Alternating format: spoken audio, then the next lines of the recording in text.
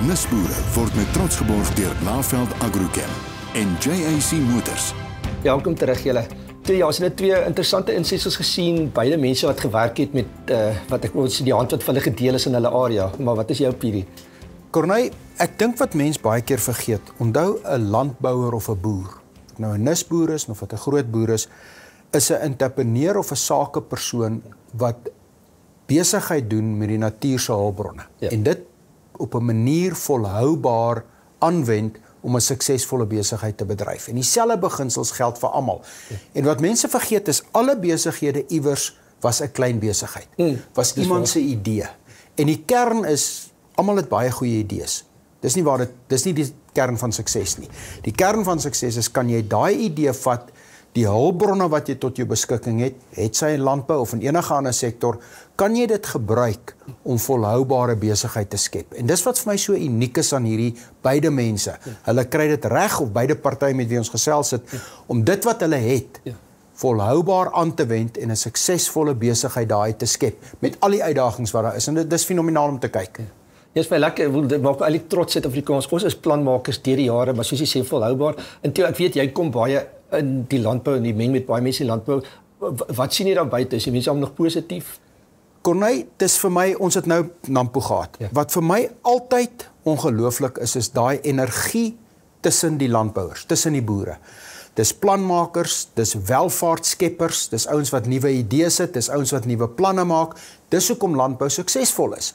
En ek dink mense vergeet dat die landbousektor, as jy na die BBP kyk, is 'n relatief klein deel van die BBP, maar as jy kyk na die waardeketting en jy kyk na die beginsel van voedselsekuriteit, dan is dit 'n kritiese belangrike industrie. En dis asof ons in verskillende wêrelde bly. Jy kry die wêreld van die pers en van die media, en dan kom jy by 'n plek soos Nampo en jy praat met die regte boere. Ja. En dan sien jy maar die regte boere is besig om te boer. Ja. Vir hulle gaan dit oor markte, toegang tot markte, kapitaalallokasie, investering, volhoubaarheid, beplanning oor generasies heen. Wie gaan oorneem by my? Hoe gaan hierdie bate wat ek skep en wat ek 'n rentmeester voor is, hoe gaan hierdie bate oor 5 en 10 en 20 jaar steeds 'n bate wees wat welvaart skep, nie net vir die familie nie, maar vir die mense wat daar werk, vir die afnemers, vir die verbruikers, vir my en jou. En dis die ingesteldheid van ons landbouers. Ek weet in landbou is familie besigheid is ook redelik sterk, en ek weet jy's 'n kenner op daai gebied. Hoe sien jy dinge daar uitspeel in die toekoms? Corneille, die oorgrootste meerderheid, nie net van Suid-Afrikaanse landbouers, maar wêreldwyd is familiebesighede. Dis besighede wat oor generasies kom, en wat die beplanning is dat hierdie besigheid oor generasies gaan aanhou. Maar daar's unieke uitdagings in familiebesighede, en een van die eenvoudige uitdagings is, families groei vinniger as die besigheid. So daar moet kernbesluite gemaak word. Dis die een ding. Die tweede ding is, daar's 'n besigheid het sy finansiële kapitaal, dit beteken hoe lyk die struktuur rondom skuld, rondom kontant, rondom aanwending van kapitaal, en dan die menslike element. Wat is die verhoudings met die werknemers? Ja. Tot watter mate is die opvolging in plek? Tot watter mate word die kundigheid reg oorgedra? En as jy jouself sien as 'n familiebesigheid, sê ek altyd, jy moet jouself sien as die ouens wat 'n kathedraal gebou het in Europa. Daai kathedraal het 200-300 jaar gevat. Dink bietjie mooi.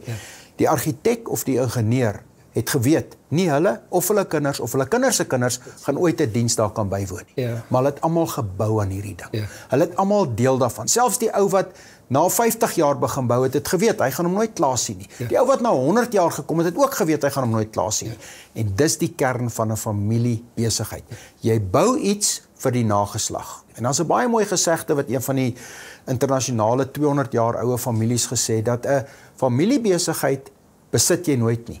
Jy leen hom van jou kleinkinders.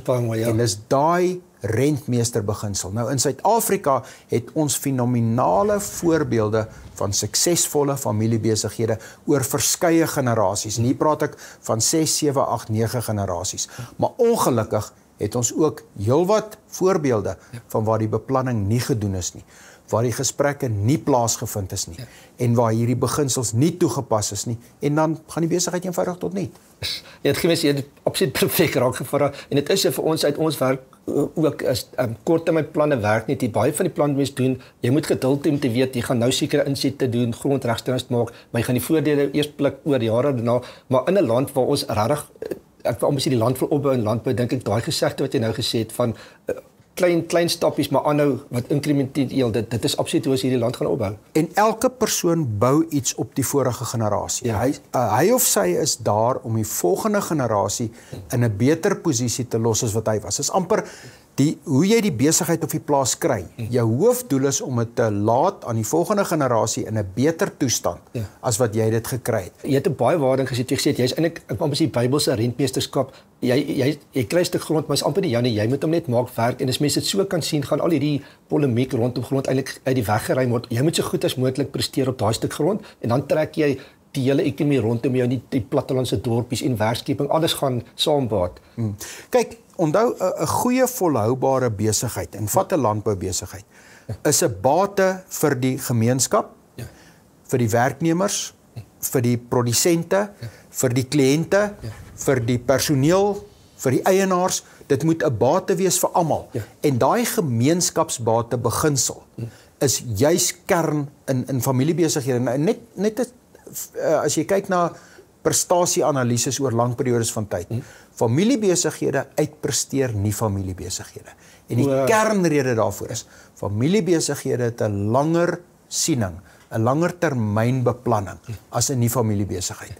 En daai langtermynbeplanning, ek is 'n rentmeester vir iemand wat dalk nog nie eens gebore is nie. Ek skep hier 'n infrastruktuur wat oor 10, 20, 30 jaar werklik vir mense gaan voordeel gee.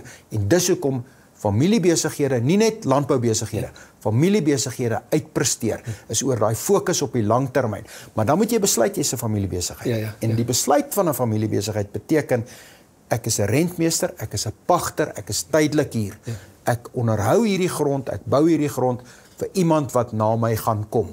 En daai beginsel beteken dan gaan jy suksesvol wees. Dis nie as mooi gestel. Ek dink presies dit vir daai iemand wat na my kom wat jy nog nie ontmoet het nie, maar jy weet dit is deel van jou bloedlyn. Jy gaan definitief bietjie harder werk, bietjie meer moeite doen. Theo, ons sal nog so lekker lank kom kyk, altyd so lekker met jou te gesels. Miskien net as 'n samevatting, weer eens omdat jy so wyd kom in ons land en soveel aansien het, hoe sê positief oor die toekoms van landbou dan? Ek is positief oor die toekoms van landbou, maar ek dink onderliggend as jy in 'n negatiewe spiraal verval, gaan jy nie suksesvol wees nie. Presies. Beplan eerder asof daar baie druk gaan wees, asof daar wisselvalligheid is en doen jou bes met dit wat jy het. Jy kan net hanteer die kaarte wat in jou hande is. Die regering gaan nie jou plaas vat nie. Jou buurman gaan jou plaas vat omdat hy beter boer as jy. So maak seker jy's die ou wat beter boer as die buurman. Ja, uitstekend. Baie dankie Theo. Corneille, dit was eintlik 'n baie lekker gesprek. Lusboere word met trots geborg deur Laveld Agrochem en JAC Motors.